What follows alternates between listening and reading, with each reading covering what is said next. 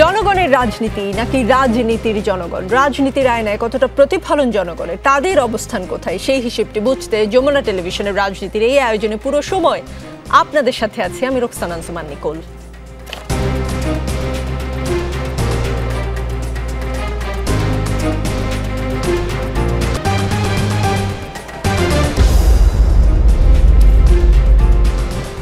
দর্শক, আজকের রাজনীতিতে আমাদের সঙ্গে আছেন বিএনপি চেয়ারপারসনের উপদেষ্টা হারুনুর রশিদ, আমাদের সঙ্গে যুক্ত হবেন তিনি। আমাদের সঙ্গে যুক্ত হবেন বাংলাদেশ জামায়াতে ইসলামী মনোনীত প্রার্থী এবং deputy attorney general advocate Saifur Rahman. আমাদের সঙ্গে এসে হয়তো বা খুব শিগগিরই পৌঁছাবেন জাতীয় নাগরিক পার্টির যুগ্ম আহ্বায়ক সারোয়ার তুষার। আমাদের সঙ্গে স্টুডিওতে আছেন আমার বাংলাদেশ পার্টির চেয়ারম্যান মুজিবুর রহমান মঞ্জু। মুজিবুর রহমান মঞ্জু, উপদেষ্টা আসিফ মাহমুদ সজীব ভুইয়া বলেছেন শুধু দুজন ছাত্র উপদেষ্টা নয়, আরও অন্য উপদেষ্টা নির্বাচন করতে পারেন। আপনি জানেন কিনা কারা তারা? কারণ উপদেষ্টাদের সাথে তো আপনার দেখা টাকা হয়। আরেকটা বিষয়, উপদেষ্টা আসিফ বলেছেন যে এমন কোনো আইন নাই যে উপদেষ্টা হলে নির্বাচন করতে পারবে না, তবে নীতিগত কারণে উপদেষ্টা হিসেবে নির্বাচন করা ঠিক হবে না, পদত্যাগ করে নির্বাচন করব। আচ্ছা, নীতিগত কারণে যদি ধরেন নির্বাচন করা ঠিক নাই হয়, তবে কেন এই নীতি বিসর্জন? আর নীতি বিসর্জন যদি দিতেই হয়, ছাত্র উপদেষ্টা যারা, তারা না হয় ঠিক আছে বয়সের কারণে নীতি বিসর্জন দিল, কিন্তু যারা সিনিয়র সিটিজেন উপদেষ্টাদের সবারই বেশ তারা বেশ সিনিয়র, তারা কিসের জন্য, কি অর্জন করার জন্য নীতি বিসর্জন দিচ্ছেন? ধন্যবাদ আপনাকে। প্রথম কথা হচ্ছে যে আপনি প্রথম যেটা বলেছেন যে দুজন উপদেষ্টা ছাত্র উপদেষ্টার বাইরে আর কারো নির্বাচন করার সম্ভাবনা আছে কিনা, আমার কাছে মনে হয় না। আমার কাছে মনে হয় না যে কারোর সাথে আলাপ করে ওনাদের কথায় যে ওনারা কেউ নির্বাচন করতে চান। হ্যাঁ, তো দ্বিতীয় হচ্ছে যে আইন এবং নীতির প্রশ্ন আপনি যেটা বলেছেন, আমাদের তত্ত্বাবধায়ক সরকারের যে বিধান আছে সেই বিধানে আমরা জানি যে উপদেষ্টারা কেউ নির্বাচন করতে পারবেন না। এখন কথা হচ্ছে যে অন্তর্বর্তীকালীন সরকারের ক্ষেত্রে সেটা প্রযোজ্য কিনা। কিছু কিছু বিষয় আছে যে এমন কিছু রুল আছে যেটাকে আপনার কাছে হয়তো আইনে সিদ্ধ, ঠিক আছে, কিন্তু ইথিক্সের জায়গা থেকে, ইথিক্সের পয়েন্ট অফ ভিউ থেকে আমরা অনেক সময় মনে করি যে সেটা অনুচিত। যেমন দেখবেন যে একই ব্যক্তি দুটো চাকরি করে, এটা অনেক অনেক জায়গায় আইন বিরুদ্ধ, অনেক অনেক জায়গায় এটা বিরুদ্ধ না, কিন্তু এটা আনএথিক্যাল বলে এটাকে গণ্য করা হয়। সুতরাং আমি মনে করি উপদেষ্টা থাকা অবস্থায় কারো নির্বাচন করা এটা একেবারেই অসম্ভব একটা ব্যাপার, এবং এটা কখনোই নীতিগতভাবে গ্রহণযোগ্য না। এখন নীতি কেন বিসর্জন দেওয়া হচ্ছে বা নীতি কেন মানা হচ্ছে না, ওইটা কারণেই হয়তো ওই আনএথিক্যাল জায়গাটার প্রশ্ন থেকেই হয়তো কেউ ভাবছেন যে আমি পদত্যাগ করে এসে নির্বাচন করব। আর উপদেষ্টাদের আমাদের যে দায়িত্ব এবং কর্তব্য, যেহেতু তাদের হায়ারার্কি, তাদের প্রশাসনিক তাদের যে স্তরবিন্যাস, সেখানে দেখা যায় তার অধীনস্থ সচিব, তার অধীনস্থ অনেকগুলো মানুষ কাজ করে। সুতরাং উপদেষ্টা অবস্থায় কারো পক্ষে নির্বাচন করা তো আমি মনে করি এটা একেবারে অসম্ভব, কারণ তার রাষ্ট্রীয় প্রোটোকল ব্যবহার করে পদত্যাগ করে, ধরেন তফসিলের আগে পদত্যাগ করে ফেললেন, যেটা আসিফ মাহমুদও হয়তো তাই করবেন, সেরকম ইঙ্গিতই তিনি দিয়েছেন। আমরা তো সেটা বলেছি যে পদত্যাগ করে নির্বাচন করার তো কোনো অসুবিধা নাই, কিন্তু সেটা একটা মুজিবুর রহমান মঞ্জু, কারণ জামাত প্রায় অভিযোগ করতো, জামাতে ইসলামী, যে বিএনপি এই উপদেষ্টা পরিষদকে কন্ট্রোল করে, আবার বিএনপি অভিযোগ করতো যে এই উপদেষ্টা পরিষদ জামায়াতের কথায় চলে বা এনসিপির কথায় চলে, মানে তিনটি দলই একে অপরের বিরুদ্ধে এইসব অভিযোগ তুলতো। এখন ধরেন কোনো উপদেষ্টা, আমি এক্সাম্পল হিসেবে দিচ্ছি, ধরেন আসিফ নজরুল সাহেব উপদেষ্টা হিসেবে পদত্যাগ করে তিনি বিএনপি থেকে মনোনয়ন নিলেন, তখন জামাতে ইসলামী, এনসিপি বা আপনারা যারা অন্য দলগুলো আছেন তাদের বলার সুযোগ তৈরি হবে না যে এই যে দেখো আমরা যেটা বলেছিলাম সেটাই সত্য? এখন পর্যন্ত আমরা তিনটা জিনিস দেখতে পাচ্ছি। দুইজন উপদেষ্টার ব্যাপার আলাপ আছে যে ওনারা পদত্যাগ করে নির্বাচন করবেন, আরেকটা জিনিস দেখা গেছে যে অ্যাটর্নি জেনারেলও নির্বাচন করবেন, এরকম একটা কথা শোনা গেছে, এবং এটাও আমি জানতাম না। যেমন এই যে attorney general, deputy attorney general, ওনারা অ্যাকচুয়ালি এটা কি সরকারি পদ, এইটাতে পদে থেকে ওনারা নির্বাচন করতে পারেন কিনা। কিন্তু এখন আমি দেখতে পাচ্ছি অনেক, যেমন অ্যাটর্নি জেনারেলকে দেখা যাচ্ছে যে উনি গণসংযোগ করছেন, ডেপুটি অ্যাটর্নি জেনারেলদেরকে অনেকদেরকে দেখতে পাচ্ছি আমরা, তারা নির্বাচনে দাঁড়িয়েছেন বা নির্বাচনে প্রচারণা চালাচ্ছেন। তো এটা আইনগত জায়গাটা আমার অত স্পষ্ট জানা নেই, তবে আমি মনে করি এটাকে মানুষ ভালো চোখে দেখবে না, কারণ আপনি যখনই সরকারি কোনো পদে থেকে আপনি প্রচারণা চালাবেন, যেমন ধরেন আসিফ মাহমুদ সজীব ভুঁইয়া যদি এখন তিনি তার নির্বাচনে আসন কেন্দ্রিক কিছু বরাদ্দ দেন, কিছু যোগাযোগ করেন, এটা হয়তো আইনে উনি বেঁচে যেতে পারেন, বা আইন হয়তো ওনাকে একটা, উনি বলবেন যে আইনে বাধা নেই, কিন্তু সাধারণ মানুষ কিন্তু এটা ভালো চোখে দেখবে না, এবং ওনার প্রতিদ্বন্দ্বী যারা আছেন তারা নিশ্চয়ই এটাকে ক্যাশ করবেন, এবং ইলেকশনে ওনার বিরুদ্ধে যখন তার প্রতিদ্বন্দ্বীরা প্রচারণা চালাবেন তখন কিন্তু এই প্রশ্নগুলো উঠবে। দ্বিতীয়ত হচ্ছে ভবিষ্যতে কিন্তু এগুলোর আইনগত চ্যালেঞ্জের মুখে পড়বেন, যে এই বরাদ্দ দেওয়াটা কতটুকু বৈধ বা বৈধ না, বা উনি এমন কোনো তৎপরতা চালিয়েছেন কিনা যে তৎপরতা উনি সরকারে থেকে চালাতে পারেন না। এগুলো আজকে না হোক কালকে, কারণ আমি দেখেছি যে আমাদের তরুণদের মধ্যে না অভ্যাস আছে ভিডিও করে রাখার, নানা ধরনের কথা রেকর্ড করে রাখার, এগুলো কোনো না কোনো সময় একসময় দেখবেন যে এগুলো আপনার বাইরে আসবে, বাইরে আসলে তখন কিন্তু এটা বিতর্ক তৈরি করবে, এবং আমি মনে করি ইমেজের জন্য খুবই ক্ষতি হবে। জি, হারুনুর রশিদ আছেন আমাদের সঙ্গে সংযুক্ত। হারুনুর রশিদ, প্রথম যে প্রশ্নটা আপনাকে করতে চাই সেটা হচ্ছে বিএনপি চেয়ারপারসন বেগম খালেদা জিয়া কেমন আছেন এখন? তার শরীরের অবস্থা কম বেশি আমরা সবাই জানি। আগামীকাল আপনাদের দলের পক্ষ থেকে তার জন্য দোয়ারও আয়োজন করা হয়েছে। সবশেষ আপডেটটা যদি একটু বলতেন। আজকে অনেকদিন পর যমুনা টেলিভিশনে এগুলো অনুষ্ঠানে সংযুক্ত হয়েছি। আজকে অন্যান্য অতিথিবৃন্দকে জানাচ্ছি শুভেচ্ছা।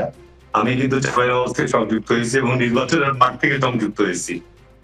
আজকে আমাদের মাননীয় পার্টি চেয়ারপারসন সাবেক মাননীয় প্রধানমন্ত্রী বেগম খালেদা জিয়া উনি বেশ অসুস্থ এবং উনি নিবিড় পর্যবেক্ষণে রয়েছে, এবং আগামীকাল সারা দেশে বিভিন্ন জুমা মসজিদে আপনার জন্য শারীরিক সুস্থতার জন্য দোয়া আয়োজন করা হয়েছে, এবং দলের পক্ষ থেকেও আমরা বিভিন্ন ভাবে তার জন্য বিভিন্ন জায়গায় দোয়া মাহফিলের ব্যবস্থা গ্রহণ করেছি। এর মধ্যে দীর্ঘদিন থেকেই অসুস্থ রয়েছেন, এবং আমরা সকলে জানি যে বিগত সরকারের আমলে উনি চিকিৎসা সুবিধা থেকেও বঞ্চিত হয়েছিলেন, এবং চিকিৎসা সুবিধা থেকে শুধু বঞ্চিতই হননি, উনি বিভিন্ন ভাবে আবেদন নিবেদন করার পর ওনাকে দেশের বাইরে প্রপার চিকিৎসার জন্য সুযোগটুকু দেওয়া হয়নি।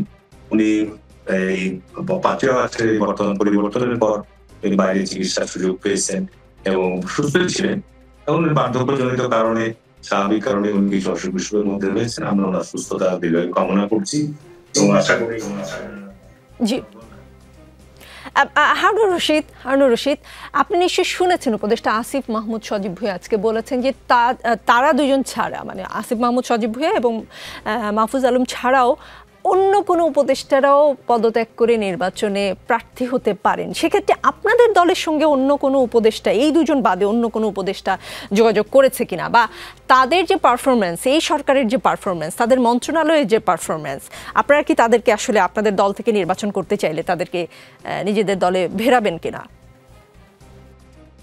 আমি প্রথমেই বলবো যে দলে তাদেরকে নমিনেশন দিবে কি দিবে না এটা আমি বলতে পারবো না, তবে এতে নৈতিকতার দিক থেকে আমি মনে করি না যে এটি উচিত হবে, সঠিক হবে।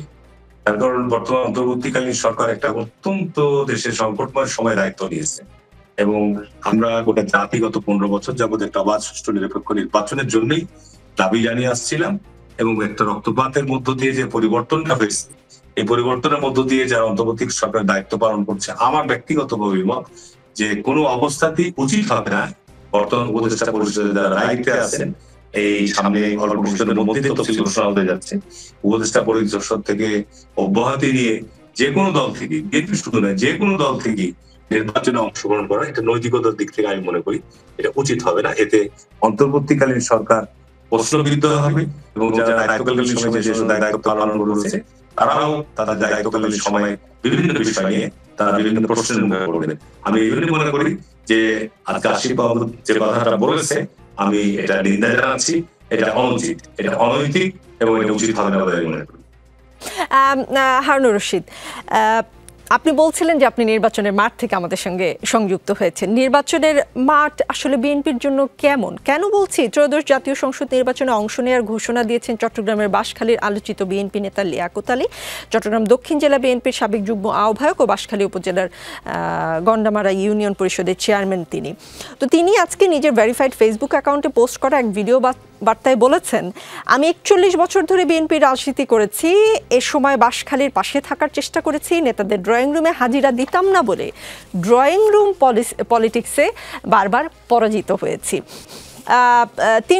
তিন নভেম্বর বাঁশখালী আসনে বিএনপির প্রার্থী হিসেবে মিশকাতুল ইসলাম চৌধুরীর নাম ঘোষণা করেছে বিএনপি। সো তিনি লিয়াকত সাহেব আসলে কি বলবো বিদ্রোহী প্রার্থীর মতন করেই দাঁড়াচ্ছেন। পটুয়াখালী 1 আসনে বিএনপি মনোনীত প্রার্থী ও সাবেক স্বরাষ্ট্রমন্ত্রী আলতাফ হোসেন চৌধুরী বলেছেন জেলা বিএনপি 100 কোটি টাকার বাজেট করেছে তাকে হারাতে। এছাড়া গণমাধ্যমের খবর আছে 20টি আসনে মনোনীত প্রার্থীর বিরুদ্ধে বিদ্রোহীরা তৎপর। খবর আছে 60 আসনের প্রার্থী পরিবর্তনের দাবি আছে। আচ্ছা, বিএনপির অবস্থা দেখে একটা জিনিস মনে হচ্ছে হারুন সাহেব, যে বিএনপির প্রতিদ্বন্দ্বীরা অন্তর্কোন্দলে একে অপরের জন্য বাঁশে তেল মাখিয়ে রাখবে, যেন বানরের বাঁশের অঙ্কের মতো 1 হাত এগুলে 3 হাত যেন আসলে পিছিয়ে যায়। বাঁশ এত পিচ্ছিল হলে বাঁশের চূড়ায় কেমন করে উঠবে বিএনপি? যেভাবে উপস্থাপন করছে বিষয়টা হচ্ছে বিএনপি একটা বৃহত্তম রাজনৈতিক দল এবং বিএনপি থেকে মনোনয়ন প্রত্যাশার সংখ্যা অনেক বেশি। তো এবারে একটু নির্বাচন হচ্ছে অন্যান্য সময় সাধারণত নির্বাচনে তফসিল ঘোষণা যখন হয় তখন মনোনয়ন প্রত্যাশীদের জন্য দল থেকে ফর্ম বিতরণ করা হয় এবং যারা ফর্ম পূরণ করার পরে তাদের মধ্যে থেকে একজনকেই মনোনয়ন দেওয়া হয় এবং সেক্ষেত্রে সেই নির্বাচনে প্রতিদ্বন্দ্বিতা দিতে পারে। কিন্তু এবার একটা ব্যতিক্রম যে এবার আগে আমাদের নির্বাচনে মনোনয়ন আপনার প্রার্থীদের দিয়ে দেওয়া হয়েছে এবং অনেকে মাঠে মনোনয়ন প্রত্যাশী ছিল। আমাদের পার্টির এক ভারপ্রাপ্ত চেয়ারম্যান মহোদয় তাদেরকে নিয়েও বসে বলেছে যে দল থেকে একজনকে মনোনয়ন দেওয়া হবে। আমি শুধু এইটুকু বলি আপনাকে যে ধানের শীষ হচ্ছে অত্যন্ত একটি জনপ্রিয় প্রতীক এবং এখানে পার্টির সিদ্ধান্তই চূড়ান্ত। সুতরাং পার্টির সিদ্ধান্তকে আপনার যারা আমি বলবো যে পার্টির সিদ্ধান্ত অমান্য করে যারা স্বতন্ত্র প্রার্থী হতে যাবে তাদের অধিকার আছে, হতে পারে, পার্টি থেকে বহিষ্কার হবে। নির্বাচনে বুঝতে পারবেন যে বাংলাদেশে গত 2-3 দশকে পার্লামেন্টে কেউ স্বতন্ত্র প্রতীক নিয়ে নির্বাচিত হতে পারে নাই। সুতরাং এখানে আজকে বিএনপির কোন সংগঠন নাই, বিএনপি বড় একটা গণতান্ত্রিক দল হিসাবে যারা নির্বাচনের মনোনয়ন প্রত্যাশী নির্বাচনের জন্য আবেদন করছে, নিবেদন করছে, প্রার্থী পরিবর্তনের জন্য দাবি জানাচ্ছে, এই বিষয়গুলো আমাদের দৃষ্টিতে আছে। আমি মনে করি যে আগামী জাতীয় নির্বাচনে পার্টি যে চূড়ান্ত প্রার্থী সমস্ত সিদ্ধান্ত চূড়ান্ত করবেন সেটাই চূড়ান্ত এবং এর বাইরে যারা পার্টির সিদ্ধান্ত লঙ্ঘন করে নির্বাচন করতে যাবে তাদের বিরুদ্ধে দল শৃঙ্খলা ভঙ্গের জন্য শাস্তিমূলক ব্যবস্থা গ্রহণ করবে। এবং বর্তমান বাংলাদেশের মানুষ নির্বাচনের জন্য অত্যন্ত আকাঙ্ক্ষিত অবস্থায় রয়েছে। সুতরাং এটা সুস্থ এবং শান্তিপূর্ণ নির্বাচন অনুষ্ঠিত করার প্রধান দায়িত্ব হচ্ছে অন্তর্বর্তীকালীন সরকারের। নির্বাচনকে কোন প্রার্থী, স্বতন্ত্র প্রার্থী হোক, কোন দলের প্রার্থী হোক, নির্বাচনের পরিবেশকে যেন কোনো বিঘ্নিত করতে না পারে এই দায়িত্বটি পালন করতে হবে অন্তর্বর্তী সরকার এবং প্রশাসন। এবং আমরা রাজনৈতিক দল হিসেবে তো আমরা আছি, আমরা এই ব্যাপারে প্রশাসনের সহায়তা দিই। সুতরাং নির্বাচন স্বতন্ত্র প্রার্থী হিসেবে গত 30-3 দশকে পার্লামেন্টে কেউ নির্বাচিত হয়েছে এবং আমাদের জানান। জি উত্তর মোটামুটি পেয়ে গেছে। অ্যাডভোকেট সাইফুর রহমান, খবরদার আমি শাহজাহান চৌধুরী, আমাকে যারা চিনে না তারা এখনো মাটির নিচে বসবাস করে। আমার জন্য আল্লাহ আছে, আল্লাহর মেহেরবানি, সূর্য আমার জন্য দাঁড়িয়ে থাকবে। আল্লাহ তাআলা আমাকে এরকম মর্যাদা দিয়েছেন, আপনারা দোয়া করবেন। শাহজাহান চৌধুরী আসলে বারবার খবরের শিরোনাম হচ্ছেন। একটু বুঝতে চাই, মানে সূর্য কেমন করে দাঁড়িয়ে থাকবে সেই ধর্মীয় এবং বৈজ্ঞানিক ব্যাখ্যা কি জামাত ইসলামের কাছে আছে কিনা? প্রার্থী হিসেবে তারা নির্বাচন কাছে প্রশ্ন।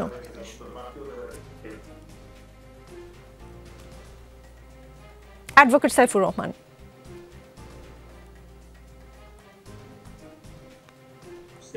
যখন কথা বলছিলেন তখন হারুন ভাইয়ের বক্তব্যটা আমার কাছে আসছে। জি আমি আবার প্রশ্ন করছি। প্রশ্নটা ছিল আপনাদের নেতা, কেন্দ্রীয় নেতা শাহজাহান চৌধুরীকে নিয়ে। তিনি আবারও খবরের শিরোনাম, তিনি বলেছেন খবরদার আমি শাহজাহান চৌধুরী, আমাকে যারা চিনে না তারা এখনো মাটির নিচে বসবাস করে। আমার জন্য আল্লাহ আছে, আল্লাহর মেহেরবানি, সূর্য আমার জন্য দাঁড়িয়ে থাকবে। আল্লাহ তাআলা আমাকে এরকম মর্যাদা দিয়েছেন, আপনারা দোয়া করবেন। মানে সূর্য কেমন করে দাঁড়িয়ে থাকবে সেই ধর্মীয় এবং বৈজ্ঞানিক ব্যাখ্যা যদি একটু বুঝিয়ে বলতেন। ধন্যবাদ আপনাকে। এটার পরিপূর্ণ ব্যাখ্যাটা শাহজাহান চৌধুরী সাহেব নিজেই দিতে পারেন। উনি তার কনফিডেন্স লেভেল থেকে কথাগুলো বলেছেন।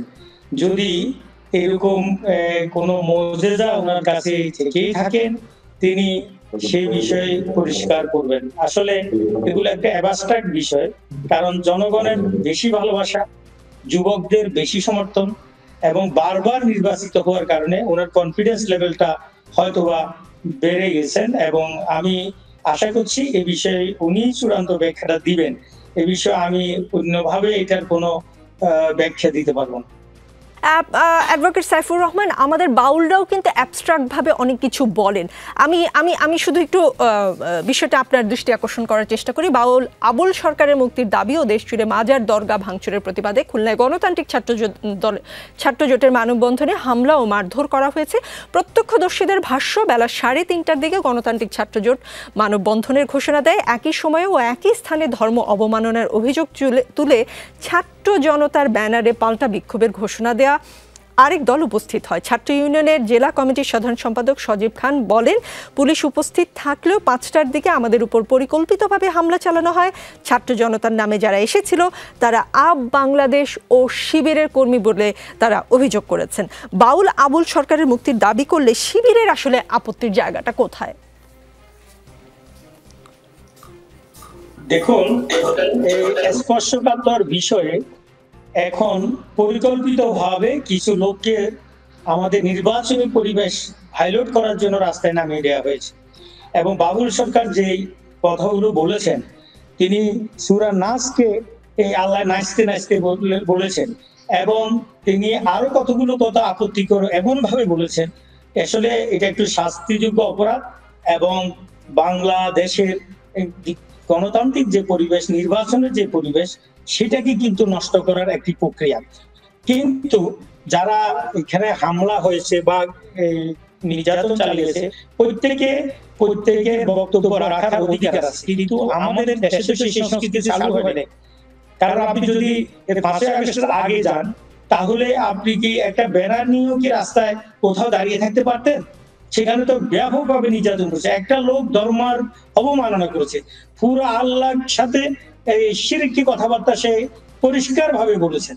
এবং এই অবস্থায় যদি তাকে আরো কিছু লোক সমর্থন করতে যায়, আমি তো মনে করি পুলিশ প্রশাসন ওদেরকে এখান থেকে আগেই, কারণ ওরা একই অপরাধী, যারা আল্লাহকে অপমাননা করে, আল্লাহর বিরুদ্ধে অবস্থান নেয়, ওই লোকটার মুক্তি দাবি করার জন্য তারা যাওয়ার মানেই হলো একই অপরাধে তারা অপরাধী। সুতরাং তাদেরকে পুলিশে আগে গ্রেফতার করা দরকার ছিল, তাহলে আর ছাত্র জনতা হামলা হতো না। তারপর আমি বলছি, আমাদের আইন শৃঙ্খলা বাহিনী যদি যথাযথ পদক্ষেপ গ্রহণ করে, সাবজেক্ট ম্যাটারটা অ্যাড্রেস করতে ব্যর্থ হয়, তাহলে কিন্তু আইন শৃঙ্খলা নিয়ন্ত্রণে থাকে না। তো আমি যে কোনো প্রক্রিয়ায়, যে কোনো গণতান্ত্রিক আন্দোলনে হামলা করা এগুলোর বিরোধী। তারপরও আমি বলছি, আমাদের অ্যাডমিনিস্ট্রেশনকে আরো সচেতন হতে হবে, কারণ একই সাবজেক্ট ম্যাটার নিয়ে রাজপথ উত্তপ্ত করা হচ্ছে, পরিকল্পিতভাবে নির্বাচনের পরিবেশ নষ্ট করা হচ্ছে, এবং খুব টাচি ম্যাটার এই বাউল সরকারকে রাজপথে নামিয়ে দেওয়া হয়েছে। তো আমি আশা করছি আমাদের সরকার এবং বিশেষ করে পুলিশ প্রশাসন আরো সচেতন হবেন, এবং আইনকে নিজস্ব গতিতে চলতে দিতে হবে, এবং প্রত্যেকে তার মত প্রকাশ করার অধিকার আছে। আমাদের সাংবিধানিক এই অধিকারের প্রতি সকলেরই শ্রদ্ধা জানানো উচিত। জি, সারোয়ার তুষার আমাদের মাঝে এসে পৌঁছেছেন বা উপস্থিত হয়েছেন। সারোয়ার তুষার, আপনি 17 মিনিট দেরি করে অনুষ্ঠানে এসেছেন। আপনারা তরুণদের দল, সামনে আপনাদের অনেক পথ। যেই অনুষ্ঠানটি রাত 9টায় সরাসরি হওয়ার কথা, সেখানে আসলে 17 মিনিট দেরি করে আসাটা এক ধরনের অপরাধ আমার কাছে মনে হয়। বাকিটা আপনার বিচারের উপর ছেড়ে দিলাম। বিএনপি ও জামাতি ইসলাম কেন্দ্রিক জোটের বাইরে তৃতীয় জোট গঠনের চেষ্টা ছিল। গণমাধ্যমের খবরে জানা যাচ্ছে এই চেষ্টা ভেস্তে গেছে। জোট গঠন প্রক্রিয়া ভেস্তে গেল কেন? আপনাকে ধন্যবাদ। প্রথমত আমি একটু দুঃখ প্রকাশ করি, কারণ 9টার প্রোগ্রাম, আমি একটু ঢাকার বাইরে ছিলাম এবং অস্বাভাবিক জ্যামের মধ্যে পড়েছি, যেটা 6টায় রওনা দিয়ে আমি 9:30টায় পৌঁছাতে পারলাম মোটামুটি। যাই হোক, এটা আনফর্চুনেট। এরপরে হচ্ছে যে এটা আপনি বললেন যে ভেস্তে গেছে, আমি সেটা বলবো না, কারণ আমরা এর আগেও জোট গঠনের, নানা ধরনের জোট গঠনের, এই যে আমরা সবসময় বলেছি যে 2 বড় দলের বাইরে আমরা একটা তৃতীয় বলয় করতে চাই, যারা মধ্যমপন্থী গণতান্ত্রিক শক্তি, তাদেরকে নিয়ে। এই চেষ্টা আপনি দেখেছেন এর আগে আমরা গণ অধিকার পরিষদের সাথে আমাদের একটা আলোচনা চলছিল, সেটা একটা পর্যায়ে এসে থেমে গেছে। এখন আবার আমরা আরেকটা ফরম্যাটে কিন্তু আলোচনা চালাচ্ছি, সেটা এবি পার্টির মধ্যে যুক্ত আছে, রাষ্ট্র সংস্কার আন্দোলন সহ গণ অধিকার পরিষদকেও এই আলোচনায় যুক্ত করা হচ্ছে, জেএসডিও আছে। এখন এটা ঠিক ভেস্তে গেছে সেরকম বলবো না, তবে আমাদের যে নির্বাহী কমিটির যে মিটিং, সেখানে কিছু বিষয় নিয়ে আমাদের মধ্যে আলোচনা হয়েছে যে এই জিনিসগুলো করলে আমাদের আসলে কি, আমরা এর গেইনটা কি। তার মধ্যে আপ বাংলাদেশ নিয়ে কিছু কথাবার্তা এসেছে যে আপ বাংলাদেশ তো রাজনৈতিক দল না, তো আমরা তো একটা রাজনৈতিক দল বা রাজনৈতিক জোট করতে চাচ্ছি। সেক্ষেত্রে এইটাতে আমাদের মানে টার্মস অ্যান্ড কন্ডিশনসগুলো কী হবে এগুলো নিয়ে এক ধরনের কথা এসেছে, কিন্তু সবাই 40 জন উপস্থিত ছিল, 37 জনই এই ধরনের জোট গঠনের ব্যাপারে এবং মিত্র শক্তি থেকে এক জায়গায় আনার ব্যাপারে কিন্তু একমত হয়েছে। ফলে এটা ভেস্তে গেছে আমি এরকম বলবো না, আমি যতটুকু শেষ পর্যন্ত জানি এটা গত রাত গভীর রাত পর্যন্ত আলোচনা হয়েছে। আজকে এটার আত্মপ্রকাশ করার এক ধরনের অনানুষ্ঠানিকভাবে বলা হয়েছিল, কিন্তু এটা যে আরও 2-3 দিন পরে করা যাবে না বা এক সপ্তাহের মধ্যে করা যাবে না। আমি আজকেও দেখলাম যে আমাদের নেতৃবৃন্দ কিংবা এবি পার্টির তরফ থেকে বলা হয়েছে এমনকি তফসিলের আগ পর্যন্ত কিন্তু এটা সম্ভাবনা আছে। কিন্তু একটি গণমাধ্যম বলছে গত রাতে আপনাদের বৈঠকের পর আজকে আত্মপ্রকাশটা ভেস্তে গেছে এই কারণে যে আপনারা সিদ্ধান্ত নিতে পারেননি তৃতীয় জোট গঠনের ব্যাপারে। দলের নির্বাহী কাউন্সিলের বৈঠকে অনেক সদস্য জোটে যাওয়ার বিরোধিতা করেন। নির্বাহী কাউন্সিলে যেসব সদস্য নতুন জোটে যাওয়ার বিরোধিতা করেন তারা প্রায় সবাই সরকারে থাকা 2 উপদেষ্টা আসিফ মাহমুদ ও মাহফুজ আলমের অনুসারী। এনসিপি বিএনপির নেতৃত্বাধীন জোটে যাবে না, তৃতীয় জোটে যাবে, তা নিয়ে কিছুদিন থেকে দলের মধ্যে নানামুখী দ্বন্দ্ব চলছে। এমন খবর ছড়িয়ে পড়ে আসিফ মাহমুদ ও মাহফুজ আলম বিএনপির জোট থেকে নির্বাচনের প্রস্তুতি নিচ্ছে। তাহলে বিএনপি ও জামায়াতে ইসলামীর বাইরে তৃতীয় জোট গঠনের বিষয়টি কি আটকে দিল এই 2 উপদেষ্টা? গণমাধ্যমের এই খবর কি সত্যি? না, এটা একেবারে ভিত্তিহীন। এবং আমরা দেখেছি যে আমাদের নির্বাহী কমিটির মিটিং হলেই কিছু পত্রিকা সবসময় একটু মানে সত্য মিথ্যা মিশিয়ে এক ধরনের নিউজ করার চেষ্টা করে এবং যার মধ্যে মানে সত্যের কিছুটা আভাস থাকে, কিন্তু তার মধ্যে আবার এত বেশি ডিস্টর্টেড তথ্য তারা দেয় যে পুরো নিউজটাকে আসলে প্রশ্নবিদ্ধ করে। এই যে 2 উপদেষ্টার অনুসারী, এটা বলতে আসলে কি বোঝানো হচ্ছে আমরা ঠিক পরিষ্কার না। এখানে আমাদের যারা গণ-অভ্যুত্থানের নেতৃত্ব দিয়েছেন তাদের সবাইকে আমরা অত্যন্ত রেসপেক্ট করি, তার মধ্যে যারা আমাদের দলে নাই তারা তো আমাদের দলে নাই, তাদের আবার অনুসারীর ব্যাপারটা বুঝলাম। যেমন আমি ধরুন এই 2 উপদেষ্টাকে পছন্দ করি, ব্যক্তিগতভাবে রেসপেক্ট করি এবং আমার তাদের প্রতি এক ধরনের দুর্বলতা আছে, কিন্তু আমি কি তাদের অনুসারী বা এরকম বলা যাবে? আমরা আমাদের দলের মধ্য থেকে সিদ্ধান্ত নিয়েছি এবং এই 2 উপদেষ্টাদের কোনো বিষয় না। যেমন ধরেন 40 জনের মধ্যে 37 জন যদি একটা মতে থাকে তাহলে কি বলবো যে আমরা আমাদের আহ্বায়কের পক্ষে 3 জন আর বাকি 37 জন হচ্ছে ওই 2 উপদেষ্টার পক্ষে? এটা কিন্তু হয় না। ফলে ওই নিউজটা ভিত্তিহীন। এখানে ওই 2 উপদেষ্টার প্রভাব তো আছে আপনাদের দলে। প্রভাব আছে না, প্রভাব মানে কি আমাদের সাথে তাদের যোগাযোগ আছে এবং আমরা তাদেরকে চিনি, হ্যাঁ, এবং এটা তো দোষের কিছু না। এটা অন্যান্য দলের সাথে অন্যান্য অনেক উপদেষ্টার অনেক ধরনের যোগাযোগ আছে, কিন্তু আমাদের সাথে তাদের যে যোগাযোগ, ব্যক্তিগত পর্যায়ে যোগাযোগ, এটাকে এমনভাবে ফ্রেমিং করা হয় যেন তারাই আমাদের দলের নীতি নির্ধারণী করেন, যেটা একেবারেই সত্য না। আমরা যদি সেটা সত্যই হতো তাহলে তো এই যে নির্বাহী কমিটির ডাক দেওয়ার প্রয়োজনও পড়তো না এবং সেখানে আসলে আলোচনা করারও দরকার পড়তো না। এখানে আমরা আলোচনা করেই কিন্তু সিদ্ধান্ত নিচ্ছি এবং ব্যাপারটা এরকম না যে নির্বাহী কমিটির আলোচনায় আসলে জোটের বিরোধী, জোট না করার পক্ষে কথা এসছে, বরং আমরা কিন্তু যখন নির্বাহী কমিটি বা সাধারণ সভায় আলোচনা করেছি বিএনপি জামায়াতের জোটে যাওয়ার ব্যাপারেই কিন্তু বেশিরভাগের দ্বিমত এবং তারা সবসময় চেয়েছে যে আমরা একটা আলাদা জায়গায় থাকি এবং অন্যান্যদের আরও যারা আছে আমাদের সাথে মিত্র শক্তি তাদেরকে একসাথে নিয়ে থাকি। ফলে সবাই এটার পক্ষে পজিটিভ, কিন্তু এটার উদ্দেশ্য কি হবে? সামনে 2 মাস নির্বাচন আছে, যেমন একটা কথা খুব এসেছে যে আমাদের তো এখন নির্বাচনের প্রস্তুতি নেওয়ার সময়। তাহলে এইটা কি নির্বাচনী জোট হবে নাকি রাজনৈতিক জোট হবে, নাকি এই জোটটা ইলেকশনের পরেও কন্টিনিউ করবে, কি ফরম্যাটে, নাকি এটা শুধুই একটা কৌশলগত জোট, এগুলো সবাই বুঝতে চেয়েছে। সেটা নিয়ে আলোচনাটা কন্টিনিউ আছে, এটা ভেস্তে গেছে এরকম বলা যাবে না। আমি আরেক স্টেক হোল্ডার মুজিবুর রহমান মঞ্জুর কাছ থেকেই একটু যাচাই করে নেই। জাতীয় নাগরিক পার্টি, এনসিপির সঙ্গে আমার বাংলাদেশ পার্টি, গণ অধিকার পরিষদ, বাংলাদেশ রাষ্ট্র সংস্কার আন্দোলন, জাতীয় সমাজতান্ত্রিক দলের একটা নির্বাচনী জোট বা রাজনৈতিক জোট যেটাই হোক, মানে আজকে আত্মপ্রকাশ হওয়ার কথা ছিল আমরা যতদূর জানি, শেষ পর্যন্ত কেন হলো না? আজকে তুষার যে কথাগুলো বলেছে একদম পারফেক্টলি আমি মনে করি।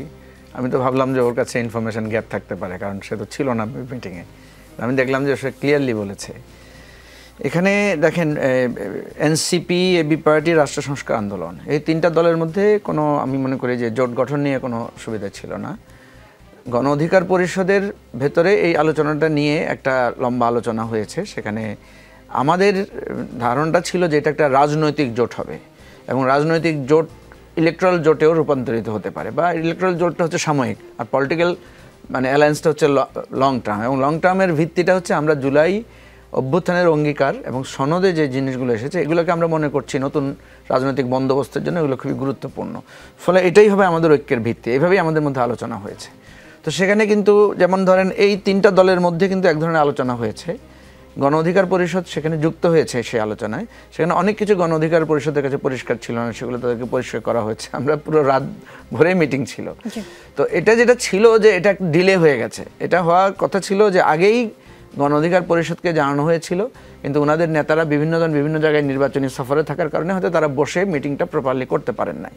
তো এখন যেটা দাঁড়াচ্ছে সেটা হলো এই তিনটা দল কিন্তু একটা জোট হয়ে যেতে পারতো, কিন্তু আমরা যেহেতু জোটটাকে আর একটু বড় করতে চাচ্ছি এবং কেউ যাতে বলতে না পারে যে আমাদেরকে বাদ দেওয়া হলো বা আমাদেরকে অংশ জানানো হলো না, ফলে আমরা কিন্তু গণতন্ত্র মঞ্চের যারা স্টেক হোল্ডার আছেন, যারা ওনাদের পার্টে আছেন, তাদেরকেও অনুরোধ করেছি। আর জুলাই অভ্যুত্থানকে সবাই যারা এভাবে এই অঙ্গীকারটাকে ধারণ করেন তাদেরকেও আমরা আহ্বান করেছি। এখানে যেটা হয়েছে, গণ অধিকার পরিষদ 2 দিনের সময় চেয়েছে, তারা তাদের মধ্যে আলোচনা করে সেটা জানাবে। ফলে আপনি জোট আজকে হয়নি এটাকে আপনি ভেস্তে যাই বলতে পারেন যে আজকে হওয়াটা ভেস্তে গেছে, কিন্তু তার মানে যে হবে না তা না। তার মানে এই যে গণমাধ্যম এনসিপির বরাত দিয়েই যে খবরটি প্রকাশ করেছে যে নির্বাহী কাউন্সিলে যেসব সদস্য নতুন জোটে যাওয়ার বিরোধিতা করেন তারা প্রায় সবাই সরকারে থাকা 2 উপদেষ্টা আসিফ মাহমুদ ও মাহফুজ আলমের অনুসারী, মানে 2 ছাত্র উপদেষ্টার কারণে আপনাদের সঙ্গে আজকে এনসিপির যুক্ত হওয়া হলো না। এটার বিষয়ে আপনি কিছু জানেন? এটা আমিও এরকম শুনেছি, কিন্তু আমার কাছে এটার কোনো ইম্প্যাক্ট মনে হয় নাই। তবে যেটা শোনা গেছে, আমার কাছে তো তথ্য নাই, যে গণ অধিকার পরিষদ মানে এই মিটিংয়ে আসার আগে তাদের সাথে হয়তো কোনো উপদেষ্টার হয়তো যোগাযোগ হয়েছে, এরকম কিছু একটা কথা শুনেছি, কিন্তু আমার কাছে এটা তথ্য নাই বা এটার কোনো আবহ আমি সেটা দেখিনি আর কি। জি, অ্যাডভোকেট সাইফুর রহমান। ঢাকায় বিএনপি প্রার্থী সানজিদা ইসলামের বিরুদ্ধে ধর্ম অবমাননার মামলা হয়েছে। মামলার অভিযোগে বলা হয়েছে বিবাদী সানজিদা ইসলাম তুলি ইসলামে বিবাহ ইস্যুতে অবমাননাকর বক্তব্য দিয়েছেন। সানজিদা ইসলাম তুলি বলেছেন, নারীর অধিকার নিয়ে বলতে গিয়ে আমি 4 বিয়ের ব্যাপারে ইসলামের বিধানের বিরুদ্ধে কিছু বলিনি। কোরআন ও সুন্নাতে একাধিক বিয়ের অনুমতি আছে, তবে শর্ত হলো ন্যায় বিচার। প্রতিটি স্ত্রীকে সময়, অর্থ, অধিকার ও মর্যাদায় পূর্ণ সমান ন্যায় বিচার করতে হবে। কোরআন স্পষ্ট নির্দেশ দেয়, যদি ন্যায় বিচার সম্ভব না হয় তবে একটিতেই সীমাবদ্ধ থাকো। সূরা আন-নিসায় বলা হয়েছে। তিনি বলেছেন, আইনের একটি অংশ ধরে নয়, পুরো নির্দেশনা অনুসারে চলা জরুরি। তুলি বলেছেন, আমাদের বোনদের ধোঁকা দিয়ে লুকিয়ে বিয়ে করা, তাদের হক থেকে বঞ্চিত করা এবং প্রতারণা করা ইসলামের শিক্ষা নয়। ইসলাম ন্যায়, স্বচ্ছতা ও আমানতের উপর জোর দেয়, প্রতারণার উপরে নয়। আপনার ধর্মীয় জ্ঞান কি বলে? সানজিদা ইসলাম তুলি কি কোনোভাবে ধর্ম অবমাননা করেছেন? আসলে সানজিদা যে কথাগুলো বলেছেন সেগুলো ওনার নিজস্ব একটা বক্তব্য, অ্যানালাইসিস। এগুলো ধর্মের সাথে কন্ট্রাডিকশন কতটুকু হয়েছে আসলে এটা কোর্টে এই বিচার বিশ্লেষণের মাধ্যমে এটা প্রমাণ করতে হবে। তো এখন কোনো একজনে কোনো একটু বক্তব্য দিয়েছে বা আবার এটাকে আরেকজন করেছে, 2 রাইটটা অ্যাপ্লাই করেছে। এখন অবমাননাটা আদৌ হয়েছে কি হয় নাই সেটা কিন্তু কোর্ট যখন কগনিজেন্স নিবে এবং আলোচনা করে সিদ্ধান্ত দিবে তখনই সেটা বলা যাবে। তবে স্পর্শকাতর বিষয়গুলোতে যদি ইসলামের পরিপূর্ণ আইন এবং বিধান কারো যদি জানা পরিষ্কার না থাকে তাহলে তাকে ডিসেসিভ কোনো কথা বলা উচিত না। আমাদের আলেমদেরকেও এই বিষয়ে অনেক আলেমেরাই কিন্তু সতর্ক করছেন যে কোরআনের শুধু একটা আয়াতের উপরে বা একটা হাদিসের উপরে চূড়ান্ত সিদ্ধান্ত দেওয়া যায় না, কারণ এগুলার ইন্টারলোকেটরি অনেকগুলো সাপোর্টিং আয়াত আছে, হাদিস আছে। এই সব কিছুর উপরে কিন্তু একটা প্যাকেজ আলোচনাটা হলো কমপ্লিট ইসলাম। তো এই জন্য আমাদের এখানে প্রবলেমটা হলো এই যে এক একজনে এক এক দৃষ্টিভঙ্গিতে কথাটা বলছে, যেটা একদম শরীয়ত বাইলো না হয় এবং ইমানের সাথে সংশ্লিষ্ট যদি না থাকে, যেমন বাউলের যে বক্তব্য সেগুলো একদম পরিষ্কার কিন্তু শিরকি এবং কোরআনের সাথে কন্ট্রাডিকশন। এইখানে কিন্তু সানজিদার ডিফেন্স নেওয়ার কিন্তু সুযোগ আছে। এই জন্য আমি বলবো, যেহেতু আদালতের বিষয়টা আছে, আদালত চূড়ান্ত সিদ্ধান্ত দেওয়ার আগে আমরা ওই আদালত অবমাননা উনি একদম ধর্ম অবমাননা করেছে, তার বিরুদ্ধে এই পানিশমেন্ট হতে হবে, সেইটা হতে হবে। আমার মনে হয় এইটা যখন আদালতের কাছে চলে গিয়েছে সেখানে উপভোক্তার উপর আদালত সিদ্ধান্ত পর্যন্ত আমাদের অপেক্ষা করতে হবে। জি, মুজিবুর রহমান মঞ্জু, 4 বিয়ে নিয়ে একটি মন্তব্যের জন্য ধর্মীয় অনুভূতিতে আঘাত দেওয়ার অভিযোগে ঢাকা 14 আসনে বিএনপি মনোনীত প্রার্থী সানজিদা ইসলামের বিরুদ্ধে মামলা হয়েছে। বাউল আবুল সরকার তিনিও কিন্তু বিএনপিরই একটি প্রোগ্রামে কথা বলছিলেন এবং আদালত অবমাননার অভিযোগে কিশোরগঞ্জ 4 আসনে বিএনপির মনোনীত প্রার্থী ফজলুর রহমানের বিরুদ্ধেও মামলা করা হয়েছে। রাজনৈতিক নেতাদের বক্তব্য ধরে বা এখন যেসব মামলা ধর্ম অবমাননা সহ যেসব অভিযোগ করা হচ্ছে, এসব যদি এখন এইভাবে চলতে থাকে ইলেকশনের আগে, এসব মামলার পেছনে অন্য কোনো উদ্দেশ্য আছে কিনা, বা পরিস্থিতি এইভাবে মামলা চলতে থাকলে আসলে, এবং যারা প্রতিবাদ করতে যাবেন তাদেরকে হামলা করা হবে, মারধর করা হবে, পরিস্থিতি আসলে কোন দিকে যাবে? খুব সুখকর কিছু হবে না। একটা কথা হচ্ছে যে উদ্দেশ্য কার কি সেটা জানা তো খুব মুশকিল। তবে এই জিনিসগুলো আমি মনে করি যে খুবই সেন্সিটিভ, মানে ধর্ম নিয়ে সাথে সাথে করা। আপনাকে আমি বলি, জামাতের যে আমির, সেক্রেটারি জেনারেল, মানে মতিউর রহমান নিজামী, তারপর আপনার আলী হাসান মুজাহিদ এবং দেলোয়ার হোসেন সাইদিকে গ্রেফতার করা হয়েছিল প্রথম কি নিয়ে করা হয়েছিল মনে আছে আপনার? ধর্ম অনুভূতিতে আঘাত বা ধর্ম অনুভূতি আঘাতের মামলায় কিন্তু ওনাদেরকে প্রথম গ্রেফতার করা হয়েছে। এখন আমাদের একজন, মানে ধর্মের বিষয়টা হচ্ছে কি, আপনি যে কোনোভাবে ইন্টারপ্রেট করতে পারেন, ঠিক আছে? যেমন আলী হাসান মোহাম্মদ মুজাহিদ, মতিউর রহমান নিজামীকে ধর্মের অনুভূতি আঘাতের প্রশ্নটা এভাবে করা হয়েছে, ওনারা একটা কথা বলেছিলেন যে এ নবী রসুলরা এইভাবে করেছেন, আমরা এইভাবে করছি। প্রশ্ন করা হয়েছে ওনারা নবী রসুলের সাথে নিজেকে তুলনা করেছেন, ঠিক আছে? এখন আমি কিন্তু আপনাকে বলতে পারি, আপনি যদি বলেন যে আমি বিবি খাদিজার এই পন্থা অনুসরণ করে আমি এটা করছি, আপনি কিন্তু খারাপ কিছু বলেন না। আমি বলবো যে না, আপনি নিজেকে বিবি খাদিজার সাথে তুলনা করছেন। কারণ আমার ইন্টারপ্রিটেশন তো আমি অনুভূতি আঘাতের মতো বলতেই পারি। এটা একটা দিক। সঞ্জিদার বিষয়টা দেখেন, সঞ্জিদা কিন্তু তার বক্তব্যের আবার ক্লারিফিকেশনও দিয়েছেন। ধর্মটা তো এমন জিনিস না, ধর্মীয় অনুভূতিতে আঘাত দেওয়ার জন্য বিষয় হচ্ছে যে আপনি নিজে ইন্টেনশনালি করেছেন কিনা। আপনি যদি এটার ব্যাখ্যা দেন, এবং এটা সঞ্জিদার বিবৃতিটা আমি পড়েছি, সে কিন্তু এটার ব্যাখ্যা দিয়েছে, বলেছে যদি ভুল বুঝাবুঝি হয়ে থাকে সেটা আমি ভুল ক্ষমা প্রার্থী ইত্যাদি। তাহলে তারপরে তার বিরুদ্ধে কেন মামলা করা হবে? এবং এই মামলাটা তো রাজনৈতিক, তাই না? আমি যেটা মনে করি, ধর্ম নিয়ে আমাদের কথা বলার সময় সতর্ক থাকা দরকার। যে কেউ ধর্ম নিয়ে মানে কথা বলা উচিত না, বা কারো ধর্ম নিয়ে কথা বলার মধ্যে যদি আপত্তি কিছু উঠে, সাথে সাথে তাকে সেটা কনফেস করা উচিত, তাকে ক্লিয়ার করার সুযোগ দেওয়া উচিত। এগুলো নিয়ে ধরেন আপনি কেওয়াস তৈরি করলে, এগুলো নিয়ে যদি আপনি বিতর্ক তৈরি করেন, ওই যে বললাম না, যেটা আপনার দিকেও ঘুরে আসবে, আপনার কথাও আমি কিন্তু ভুল খুঁজে পাবো, আপনি আমার কথার মধ্যে ভুল খুঁজে পাবেন। কারণ ধর্মের বিষয়টা হচ্ছে অনেক, যেমন আমরা বলি আল্লাহ তুই কি দেখছিস না, ঠিক আছে? এটা কি আবেগের কথা। এখন আমি যদি বলতে আল্লাহকে তুই বললি কেন, হ্যাঁ, এটা তো আল্লাহর প্রতি অবমাননা। এখন এটা তো সত্য কথা যে আপনি এই শব্দ, আমরা তাহলে এটা তো এশকের ব্যাপার। আপনি দেখবেন, আপনি যতগুলো সুফিদের কথা দেখবেন, আমরা তো হে আল্লাহ মহান, আল্লাহ আপনি, ওরা কিন্তু আল্লাহ তুই তুমি পর্যন্ত বলে আল্লাহকে, তাই না? তো এটা হচ্ছে তাদের একটা ব্যাখ্যা আছে যে সে আল্লাহকে তার অন্তরের জায়গা থেকে সে গ্রহণ করে।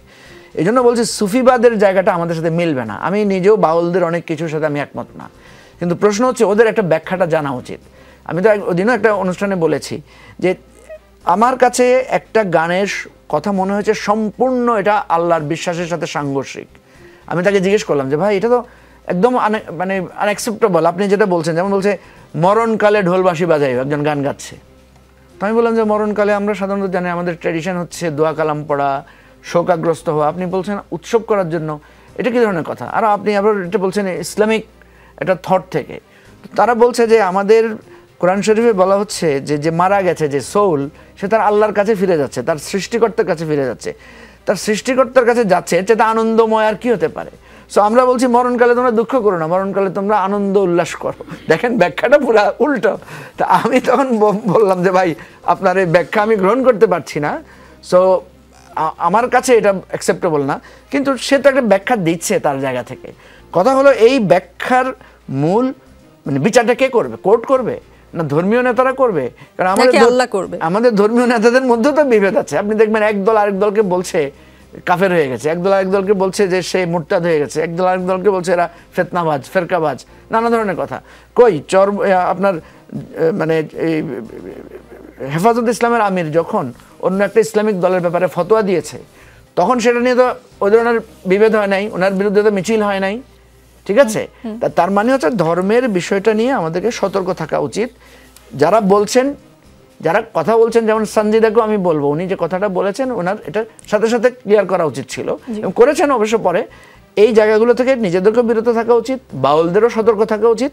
কিন্তু যে কোনো কিছুতেই আপনার ধর্ম শেষ হয়ে গেছে, আমাদের ইমানের উপর আঘাত এসে গেছে, এই কথা বলে মানে কেওয়ার সৃষ্টি করাটা আমি মনে করি যে এটা এটা নজিরটা ভালো না। হারুনুর রশিদ, বাউলদের উপর হামলার ঘটনা উগ্র ধর্মান্ধ গোষ্ঠীর কাজ বলে বিএনপির মহাসচিব মির্জা ফখরুল ইসলাম আলমগীরের মন্তব্যে উদ্বেগ প্রকাশ করেছেন বাংলাদেশ খেলাফত মজলিসের আমির মাওলানা মামুনুল হক।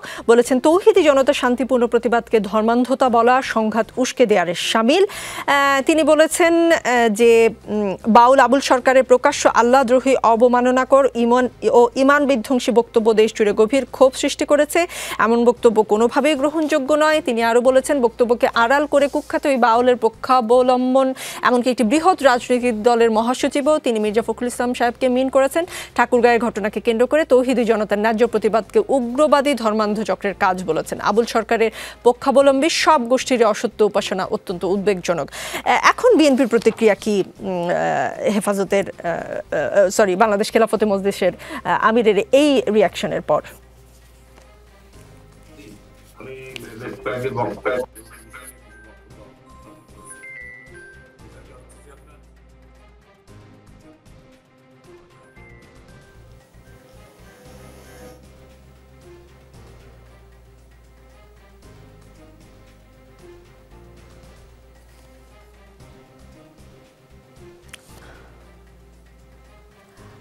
জি আমি হারুনুর রশিদের কাছে বরঞ্চ একটু পরে যাই। সারার তুষার, এনসিপির প্রার্থীরা প্রচারণায় গেলে হুমকি ধামকি পাচ্ছেন বলে অভিযোগ করেছেন দলটির মুখ্য সমন্বয়ক ও নির্বাচন পরিচালনা কমিটির প্রধান নাসিরউদ্দিন পাটোয়ারি। আপনার নির্বাচনী এলাকায় পোস্টার ছিঁড়ে ফেলার অভিযোগও আপনি করেছেন। এসব আসলে কারা করছে? হুমকি ধামকি, পোস্টার ছিঁড়ে ফেলা বা নির্বাচনী প্রচারণায় বাধা দেওয়া নিয়ে আসলে কোন স্পেসিফিক দল নাকি? আমি আমার অভিজ্ঞতা থেকে বলতে পারি যে এটা একচেটিয়াভাবে করছে বিএনপি। যেমন আমার এলাকায় যদি আপনি যান, এটা একটা ছোট্ট উপজেলা এবং আমি আমার সাধ্যমতো কিছু পোস্টার করেছি, যেহেতু আমার নিজেকে পরিচিত করার ব্যাপার আছে। আপনি একটা পোস্টার অক্ষত পাবেন না, ঠিক আছে? এবং আমাদের যে কেন্দ্রীয় কার্যালয়, মানে আমাদের উপজেলা যে কার্যালয়, সেটা একেবারে আমাদের কার্যালয়ের সাথেই একটা ব্যানার করা আছে। আমার ওই ব্যানারটা রাতের অন্ধকারে ছিঁড়ে ফেলা হয়েছে। এবং আমাদের তাহলে কারা করেছে আমরা তো দেখি নাই কারা করেছে। আমরা পুলিশের কাছে অভিযোগ করেছি, বলেছি আপনারা দেখেন সিসিটিভি ফুটেজ ইত্যাদি। আমরা তো অনুমান করতে পারি কারা করে এগুলো সাধারণত, কিন্তু কারা করে সেটা আমি কেন ক্লেম করছি বিএনপির কারণ হচ্ছে যখন আমরা উঠান বৈঠক করছি ওয়ার্ড পর্যায়ে, তখন আমরা তো ঘরে ঘরে লিফলেট দিয়েছি, মানে দাওয়াত দিয়েছি। এখন যারা আসার আসবে, যারা আসার আসবে না, কিন্তু ওই প্রত্যেকটা ঘরে ঘরে গিয়ে তাদেরকে আসতে নিষেধ করছে বিএনপির লোকজন। যদিও তারা সেটা শেষ পর্যন্ত তাদেরকে মানে নিবৃত্ত করতে পারছে না, কিন্তু এটা করছে তারা। এবং আমাদের যারা ওয়ার্ড ভিত্তিক যারা কর্মী আছেন তাদেরকে হুমকি দিচ্ছেন যে ইলেকশনের পরে তাদেরকে দেখে নেওয়া হবে। এটা একাধিক ইউনিয়নে ঘটছে। আমরা এগুলো স্থানীয় প্রশাসনকে বলেছি, কিন্তু তারা এখনো পর্যন্ত কোনো ব্যবস্থা নেন নাই। আবার এই যে পোস্টার ছিঁড়েছে, এটা বিএনপি এটা বলা যাবে না, এরকম বলাও যাবে না। কারণ হচ্ছে আপনার আমরা যখন পোস্টার সাটাতে গেছি তখন কিন্তু তারা বাধা দিয়েছে। তখন আমরা এটা পুলিশকে এখানে ইনফর্ম করেছি, পুলিশের হস্তক্ষেপের কারণে আমরা পরবর্তীতে পোস্টারটা লাগাতে পেরেছি। ফলে এটা এই ধরনের পেশি শক্তি নির্ভর রাজনীতি এবং অন্য কাউকে টলারেট না করা, মানে যারা আপনার প্রতিদ্বন্দ্বী প্রার্থী আছে, এটা এই মুহূর্তে মাঠ পর্যায়ে এখনও পর্যন্ত শুধু বিএনপির মধ্যে এটা দেখা যাচ্ছে এবং এটা খুব অ্যালার্মিং। অন্যান্য আরও কিছু আসনেও কিন্তু আমাদের কাছে একই ধরনের তথ্য আছে। তো এইটা এখনই যেহেতু এই অবস্থা, তফসিল ঘোষণার পরে জিনিসটা কোথায় যাবে এটা নিয়ে আমাদের মধ্যে উদ্বেগ আছে। এর পাশাপাশি যুক্ত হয়েছে ভোট কেন্দ্রগুলো ঝুঁকিপূর্ণ। আপনি আজকেও পত্রিকায় এটা নিয়ে বড় করে রিপোর্ট হয়েছে, গোয়েন্দারা ইসির কাছে রিপোর্ট দিয়েছে, যেখানে বলা হয়েছে 67% ভোট কেন্দ্র ঝুঁকিপূর্ণ। নির্বাচনের 3 মাস আগে যখন আপনি বলেন যে 67%, মানে যখন বলবেন যে 20% 25% তখন সেটা ঠিক আছে, এটা ঠিক করা যাবে। বাট 67% 3 মাস আগে, এবং এই যে 15-20 দিন হয়ে গেল এর মধ্যে এই রিপোর্টটা আসার পরে সরকারের কিন্তু আমরা কোনো ব্যবস্থা নিতে দেখি নাই। মানে ব্যাপারটা এরকম না যে আপনি ফাইন মর্নিং একটা বাঁশি বাজাবেন এবং সব ঠিক হয়ে যাবে, তা না। আপনাকে রিস্কগুলো মিনিমাইজ করা এবং পরিস্থিতির উপর যে আপনার নিয়ন্ত্রণ আছে এটা দেখানোর জন্য আপনাকে কিছু কিছু কাজ করতে হবে। কিছু কিছু কাজ করে জনগণের মধ্যে, বিশেষত প্রার্থীদের মধ্যে, আগে তো প্রার্থীদের আপনার মানে আমার মধ্যে আগে আস্থা ফিরতে হবে একজন প্রার্থী হিসেবে, কিন্তু সেরকম কোনো উদ্যোগ কিন্তু আমরা সরকারের মধ্যে দেখতে পাচ্ছি না। ঢাকায় অনেকগুলো মিটিং তারা করছেন, প্রধান উপদেষ্টা অনেক হাই সাউন্ডিং কথাবার্তা বলছেন, কিন্তু মাঠ পর্যায়ের যে বাস্তবতা এটা খুবই মানে এই মুহূর্তে মানে অ্যালার্মিং একটা বাস্তবতা বিরাজ করছে। জি স্যার, তুষার, মানিকগঞ্জ সহ দেশের কয়েকটি জায়গায় বাউলদের উপর হামলাকারীদের দ্রুত গ্রেপ্তারের নির্দেশ দেওয়া হয়েছে বলে প্রধান উপদেষ্টা প্রেস সচিব শফিকুল আলম জানিয়েছেন আজকেই, এবং বাউলদের উপর হামলার প্রতিবাদ ও জড়িতদের গ্রেপ্তার দাবি করে আপনারা বিবৃতি দিয়েছেন। কিন্তু দলের এমন অবস্থানের কারণে এনসিপির কেউ দল ছেড়ে দিয়েছেন। আপনাদের দলের আদর্শিক ভিত্তিক কর্মীদের মাঝে কি এখনো ধারণ শুরু হয়নি এরকম কিছু? না, দল ছেড়ে দিয়েছেন এরকম আমি মানে আমাদের যারা এনসিপিকে বয়কট করেছেন আপনাদের সমর্থকরা সোশ্যাল মিডিয়ায় অনেক কিছু করে, কিন্তু যারা আমাদের দলীয় দায়িত্বে আছে তাদের মধ্যে এরকম কোনো ঘটনা ঘটে নাই। এই ঘটনাটা প্রথমত আমি মনে করি যে আমাদের যে মারফতি যে তরিকা, এটা কিন্তু একটা মানে আমাদের অনেক বড় এবং লম্বা সময়ের পরম্পরা ট্রেডিশন, এটাকে আমাদের মানে সেফগার্ড করতে হবে। কিন্তু এটার যে পলিটিসাইজেশন হচ্ছে ইলেকশনের মৌসুমে, এটাও কিন্তু উদ্বেগজনক। যেমন ধরুন যে মানে আমি অবশ্যই তার গ্রেফতারকে সমর্থন করি না এবং আমি মনে করি তাকে মুক্তি দেওয়া উচিত, কারণ তিনি একজন শিল্পী। শিল্পীর কোনো পজিশনের সাথে আমার দ্বিমত থাকতে পারে, কিন্তু সে কারণে তাকে গ্রেফতার করাটা কোনো গণতান্ত্রিক রাষ্ট্রের বৈশিষ্ট্যের মধ্যে পড়ে না। কিন্তু উনি কিন্তু আপনি দেখবেন যে ওই যে ওটা ছিল একটা রাজনৈতিক দলের প্রোগ্রাম, সেখানে গিয়ে উনি একটা বিশেষ দলের পক্ষে ভোট চাইছেন, এটা কিন্তু বিএনপির পক্ষে ভোট চাচ্ছেন এবং তিনি বলছেন যে বিএনপি না আসলে এই হবে এই হবে, এই যে মানে এটা কিছুটা আওয়ামী ন্যারেটিভের মতো একটা ভাষ্য, যে বিএনপি আগে বলা হতো আওয়ামী লীগ না থাকলে দেশ মৌলবাদ হয়ে যাবে। ফলে স্বাভাবিকভাবে এটা অনেকের কাছে মানে ভালো লাগে নাই। কিন্তু তাই বলে যে আপনি তাকে গ্রেফতার করতে পারবেন, তার যে মানে যেই গানটা নিয়ে আপত্তি করা হচ্ছে, এটা আমি যেটা বুঝি বাংলাদেশের সাধারণ মানুষ, সাধারণ ধর্মপ্রাণ মানুষের এটা আঘাত লাগার মতোই একটা মানে বাক্য ওখানে আছে। কিন্তু গ্রেফতার না করে এটা অন্য আমাদের রাস্তা বের করতে হবে এবং এখানে আলেম ওলামা আমাদেরকে ভূমিকা রাখতে হবে, যেহেতু সাধারণ মানুষদের উপর তাদের একটা ইনফ্লুয়েন্স আছে। তারা এটা বোঝাতে পারে যে ইসলাম এত ঠুনকো ব্যাপার না, যে বা ইসলাম এত দুর্বল ব্যাপার না যে কেউ একটা কিছু বলবে এবং ইসলামের আরশ কেঁপে উঠবে। ব্যাপারটা একেবারেই এরকম না। ইসলাম অত্যন্ত শক্তিশালী এবং নিজেকে হেফাজত করতে প্রস্তুত আছে বা সক্ষম। তো এটা যদি আলেম ওলামাদের পক্ষ থেকে বলা হয়, তাহলে কিন্তু সাধারণ যারা মুসলমান আছে তারা কিন্তু এটা নিয়ে আর এত উত্তেজিত হবেন না। অন্যদিকে যারা এই যে গানগুলোর মধ্যে এরকম ডেরিগেটরি রিমার্কস নিয়ে আসেন, এটার পেছনে অনেক যুক্তি থাকতে পারে, কিন্তু আমরা যেটা বুঝি যে কানে শুনলে প্রথমতই সাধারণ মানুষ এটাতে উত্তেজিত হওয়ার মতো অনেক এলিমেন্টস খুঁজে পান। কিন্তু তাই বলে আবার তাকে গ্রেফতার করার কোনো দরকার নাই। আবার এরপরে যে আপনি আমার এটা গণতান্ত্রিক অধিকার থাকতেই পারে যে আমি তার ওই গানের সাথে আমি একমত না, কিন্তু তার গ্রেফতারটা আমার পছন্দ হচ্ছে না, সুতরাং আমি তার মুক্তি চাইবো, আমি এটা নিয়ে রাস্তায় নামতে পারি। এখন রাস্তায় নামলে অন্য কোনো গ্রুপ আবার যখন হামলা করবে, এটাও কিন্তু মানে কেউই কারোর উপর হামলা করতে পারবে না এটা গণতান্ত্রিক রাষ্ট্রে। এবং ফলে এই যে প্রধান উপদেষ্টা বা আপনার প্রেস উইং থেকে যে বলা হয়েছে যে যারা হামলার সাথে জড়িত তাদেরকে শনাক্ত করতে হবে, এটা সমর্থনযোগ্য। হারুনুর রশিদ, আপনি যদি শুনতে পান এবং আপনি কথা বলার মতো অবস্থায় থাকেন, বাউলদের উপর হামলার ঘটনায় বিএনপি মহাসচিব মির্জা ফখরুল ইসলাম আলমগীর যে উদ্বেগ প্রকাশ করেছেন, তাতে বাংলাদেশ খেলাফত মজলিসের আমির মাওলানা মামুনুল হক যে রিঅ্যাকশন দিয়েছেন সেটা বলছিলাম, সেটা নিয়ে এখন বিএনপির অবস্থান কি? বাংলাদেশটা আমাকে চিন্তা করতে হবে যে বাংলাদেশ একটা বহু মতাবলম্বী ধর্মীয় একটা অধ্যুষিত দেশ। এখানে হিন্দু, মুসলমান, বৌদ্ধ, খ্রিস্টান সহ আমরা বিভিন্ন ক্ষুদ্র নৃগোষ্ঠীও রয়েছে। আমাদের বাংলাদেশে বর্তমান এই বিশেষ করে এই অন্তর্বর্তীকালীন সরকারের সময় দেখা যাচ্ছে যে আইন হাতে তুলে নেওয়ার যে প্রবণতা, এটা একটা ভয়ানক ভাবে বৃদ্ধি পেয়েছে। আপনি কিছুদিন আগে দেখলাম যে নারী ফুটবল টিমের উপর আক্রমণ, আপনার বিভিন্ন জায়গায় আপনার যে আমাদের যে মডেলরা আপনার বিভিন্ন অ্যাডভার্টাইজ যাচ্ছে সেখানে গিয়ে আক্রমণ হচ্ছে। এবং বাংলাদেশটা তো একটা ইসলামিক রাষ্ট্র নয়, সুতরাং এই জিনিসগুলো আমাদেরকে ভাবতে হবে, চিন্তা করতে হবে। বাউলরা তো বাংলাদেশে আজকে নতুন ভাবে বসবাস করছে না, অবস্থান করছে না। এখানে কাদিয়ানি আছে, এখানে সুন্নি আছে, শিয়া আছে, এত মতাদর্শ দেশ নিয়ে কিন্তু বাংলাদেশ গঠিত। সুতরাং এই বিষয়গুলোর ক্ষেত্রে আপনি যে ধর্মীয় বিষয়গুলোর ক্ষেত্রে বললেন, এগুলো যদি আপনি ভুলিয়ে ফেলতে চান যে আমরা সব ইসলামিক দৃষ্টিতেই বিবেচনা নিয়ে আসবো, তাহলে কিন্তু এটা ভুল হবে। তাহলে দেশের মধ্যে অশান্তি বিশৃঙ্খলা বৃদ্ধি পাবে। অশান্তি বিশৃঙ্খলা থেকে মুক্তি পেতে গেলে ধর্মীয় দৃষ্টিকোণগুলো থেকে, যেমন আপনি প্রথম যে আলোচনা শুরু করেছিলেন যে আমাদের ইসলামের যে বিষয়গুলো, আমাদের ইসলামটা হচ্ছে অত্যন্ত মৌলিক এবং এটা আমি যার মধ্যে ইচ্ছা মতো ব্যাখ্যা বিশ্লেষণ করার কোনো সুযোগ নাই। সুতরাং এখানে আপনার এই বিষয়গুলোর ক্ষেত্রে যারা আমরা ইসলামী বক্তা আছি, আমি জামাত ইসলামকে নিয়ে কথা বলতে চাই। আজকে যারা জামাত ইসলামের প্রার্থী, জামাত ইসলামের প্রার্থীরা আপনার রোজা পূজাকে মুদ্রার এপিক বলে কথা বলছে। তারপরে আবার আমি একজন প্রার্থীকে দেখলাম, তারা বলছে নামাজ রোজা হজ জাকাতে চাইতো, তাদের প্রার্থী দিকে ভোট দেওয়া নাকি বড় খরচ। এই যে বিষয়গুলো ক্ষেত্রে তো আমি ইচ্ছা করলে ধর্ম অবমাননার জন্য এটা মামলা করা যায়। তো সুতরাং এই মামলা করার পিছনে কিন্তু একটা রাজনৈতিক উদ্দেশ্য আমি মনে করি রয়েছে। সেই ক্ষেত্রে আমাদের এই জায়গাগুলোর প্রতি বিশেষ করে এই দেশের আলেম সমাজ, এদেশের যারা বিশেষ করে আমাদের মানে আলেমদের যারা নেতৃত্ব দিচ্ছেন, তাদের এই জায়গাগুলোর ক্ষেত্রে আরো সতর্কতা অবলম্বন করা দরকার। নিশ্চয়ই আমরা আশা করব যে আপনার এই ইসলামিক যারা স্কলার, যারা ইসলামিক বক্তা, সেই ক্ষেত্রে অবশ্যই যারা ইসলামের অবমাননা হচ্ছে, ধর্মের অবমাননা হচ্ছে, তারা সে ব্যাপারে মন্তব্য করবে, কোনো অসুবিধা নেই। কিন্তু আমাদের বাংলাদেশের ভূখণ্ডের মধ্যে যারা বিভিন্ন নৃগোষ্ঠী থেকে শুরু করে বিভিন্ন ধর্মাবলম্বী মানুষের বসবাস করে, তাদের জায়গাটা কিন্তু আমাদেরকে ভাবতে হবে, চিন্তা করতে হবে। এটা কিন্তু খুবই ইম্পর্টেন্ট।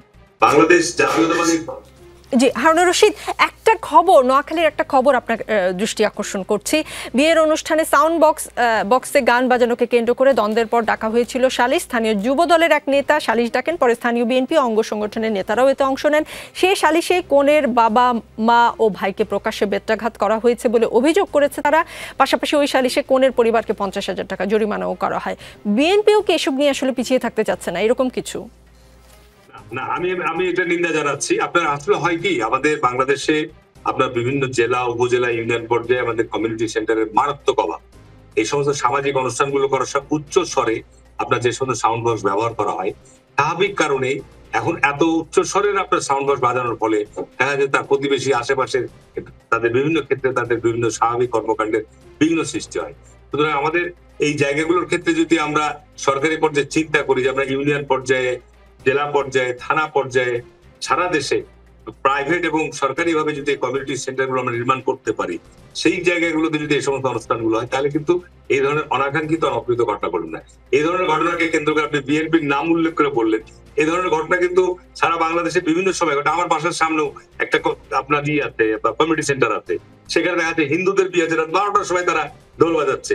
স্বাভাবিক কারণে মানুষের কিন্তু স্বাভাবিক কারণে রাত 12টার সময় যদি সেখানে বিয়ের অনুষ্ঠানে সারা রাত ব্যাপী তারা আনন্দ ফুর্তি করে, পার্শ্ববর্তী অন্যান্য যারা বসবাস করে তাদের জন্য কিন্তু এগুলো একটা বিরক্তিকর ব্যাপার। সুতরাং সেই ক্ষেত্রে কেউ হয়তো গিয়ে আপনার সেই ক্ষেত্রে সেখানে গিয়ে বাধা প্রদান করতে পারে, নিষেধ করতে পারে। সেই ক্ষেত্রে বলতে পারে যে আমাদের বেত্রাঘাত করতে পারে না। হারুনুর রশিদ নিশ্চয়ই দলীয়ভাবে খোঁজ নেবেন। বেত্রাঘাত করতে পারে না বা টাকা আসলে 50,000 টাকা জরিমানাও করতে পারে না। অ্যাডভোকেট সাইফুর রহমান, জামাতে ইসলামীর আমির আবারও নারীর পোশাক নিয়ে কথা বলেছেন। আমি আসলে এই বিষয়ে আপনাদের যারা অতিথি হয়ে আমার অনুষ্ঠানে আসেন তাদেরকে বারবার প্রশ্ন করতে করতে আমি হয়রান, কিন্তু আপনাদের শীর্ষ নেতাদের নারীর পোশাক, নারীরা কতক্ষণ কাজ করবে এসব নিয়ে কথা বলতে আগ্রহের আসলে শেষ নেই। আপনাদের আমির ডাক্তার শফিকুর রহমান এবার বলেছেন জামায়াত ক্ষমতায় গেলে নারীদের জোর করে বোরকা পরাবে না, তারা নিজেরাই শালীন পোশাক বেছে নেবে। আমি আসলে কোনো প্রশ্ন করব না, আমি কেবল আইরিন খান নামে একজন এই বক্তব্য তার শেয়ার করে তিনি কিছু কথা বলেছেন, সেই কথাগুলো শুধু আপনাকে পড়ে শোনাচ্ছি, আপনি চাইলে মন্তব্য করতে পারেন। তিনি লিখেছেন, তারপরও কেউ বলবে না আমরা ক্ষমতায় গেলে নিজেরা মানুষের মতো ব্যবহার করব, আশরাফুল মাখলুকাত হওয়ার চেষ্টা করব, আর ছেলেদের আচরণ সংশোধন করব। ছেলেরা অশালীন কাপড় পরলে যেমন মেয়েরা ঝাঁপায় পড়ে না, তেমনি ছেলেরাও পরবে না। যে যার পছন্দ অপছন্দকে সম্মান করতে শেখাবো। মেয়েদের কাপড়ের থেকেও দুর্নীতি বড় পাপ, সেই পাপ থেকে সমাজ ও মনকে মুক্ত করব। আপনি চাইলে কমেন্ট করতে পারেন। জি স্যার। ধন্যবাদ আপনাকে। আসলে একটা গুরুত্বপূর্ণ বিষয়, আমাদের বাংলাদেশের নারীরা রাজনীতিতে এখন সক্রিয় হচ্ছে, তারা ভোট দানে উৎসাহিত হচ্ছে এবং ব্যাপকভাবে জামাতের প্রতি মহিলারা ঝুঁকে গেছে।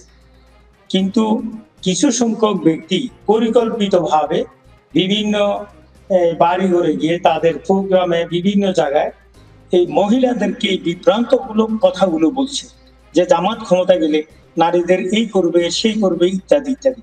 তিনি কিন্তু সেই সারা দেশের আমরা যারা প্রার্থী আছি আমাদের তথ্য তার রিফ্লেকশন হিসেবে আমিরে জামাত সে বক্তব্যটা দিয়েছে। কারণ আমরা তো এভাবে সব জায়গায় গিয়ে এগুলো বলতে পারি না। নারীদের যে অধিকার, কারণ আমাদেরকে তো লোকালি অনেকেই প্রশ্নগুলো করছে, আসলে ক্ষমতায় গেলে কি আপনারা নারীদেরকে বোরকা পরাবেন? আসলে ক্ষমতায় গেলে কি আপনারা নারীদেরকে কি চাকরিতে অংশগ্রহণ করতে দেবেন না? আপনারা যদি ক্ষমতায় যান তাহলে এটা করবেন সেটা করবেন। আপনি যে মন্তব্য যেটা উনি বলেছেন, ডক্টর শফিকুর রহমানের একটা সাবলীল বক্তব্য, উনি উল্টাভাবে উনার মতো করি বলার মতো বা ওই কমেন্ট এখানে আনার মতো আমি মনে করি কোনো প্রয়োজন নাই। ডক্টর শফিকুর রহমান কোনো বক্তব্য যদি শিষ্টাচার বিবর্জিত হয়, নারীর বিরুদ্ধে হয়, কিন্তু রাজনৈতিক দল হিসেবে হারুন সাহেবরা বলতে পারবেন, ওনাদের নেতৃবৃন্দ বলবেন। আমি বলছি এই বিষয়ে আমি কোনো মন্তব্য করছি না, তবে তার বক্তব্য 100% সহি। আমরা যদি নারীদেরকে এখন থেকে এই বিষয়ে উদ্বুদ্ধ না করি, তারা কিন্তু একটা ধূম্রজাল তৈরি করছে এবং নারীদের ব্যাপারে জামাতের ব্যাপারে একটা নেগেটিভ মোটিভেশন গ্রামগঞ্জে সব জায়গায় জি, আমার প্রশ্নের উত্তর আমি পেয়ে গিয়েছি। মুজিবুর রহমান মঞ্জু, গুমের মামলায় ট্রাইব্যুনালে শেখ হাসিনার আইনজীবী হিসেবে লড়বেন না জেডাই খান পান্না। তিনি বলেছেন যে আদালতের প্রতি শেখ হাসিনার আস্থা নেই সেই আদালত আমি তাকে ডিফেন্ড করতে পারি না, উচিত না, অনৈতিক। পান্না বলেছেন বঙ্গবন্ধু কন্যার যে বিচারটি হয়েছে এই আইসিটিতে, এটার প্রতি আন্তর্জাতিকভাবে কিন্তু যারা গত 16 বছর যাবত আওয়ামী শাসনের এবং বঙ্গবন্ধুর কন্যার বিরোধিতা করেছেন তারা হিউম্যান রাইট ওয়াচ এবং অ্যামনেস্টি ইন্টারন্যাশনাল সহ বহু আন্তর্জাতিক সংগঠনই তাদের মতামত ব্যক্ত করেছে। আর আদালতে যদি আমি প্রপার ওয়েতে নির্বিঘ্ন ডিফেন্ড না করতে পারি তাহলে তো সেখানে আইনজীবী হিসেবে নিয়োজিত হয়ে কোনো লাভ নেই। শেখ হাসিনার আইনজীবী হিসেবে তার মানে জেডাই খান পান্নার না লড়ার ঘোষণা কেমন বার্তা দিল? না, প্রথমে তো উনি লড়তে চেয়েছেন। লড়তে যাওয়ার সময় কি ওনার মনে ছিল না যে এটা কোন আদালত, কারা করেছে ইত্যাদি? এটা তো ওনার কথাটাই সেলফ কন্ট্রাডিক্টরি। হঠাৎ করে উনি করার পরে, আবেদন করার পরে, এবার লড়তে যাওয়ার পরে ওনার এটা মনে হলো কেন? এটা তো স্বাভাবিক না আর কি কথাটা।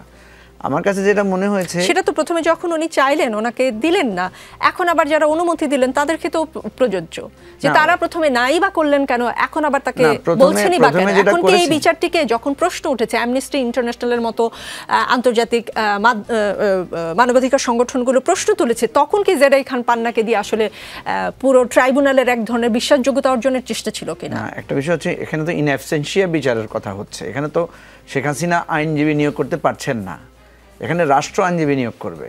রাষ্ট্র আইনজীবী নিয়োগ করার ক্ষেত্রে প্রথম যে মামলাটা হয়েছিল সেখানে জেডাই খান পান্না, আমি যতটুকু জানি জেডাই খান পান্না নিজেই স্টেটের পক্ষে এসে চিফ প্রসিকিউটর হওয়ার তালিকায় উনি ছিলেন।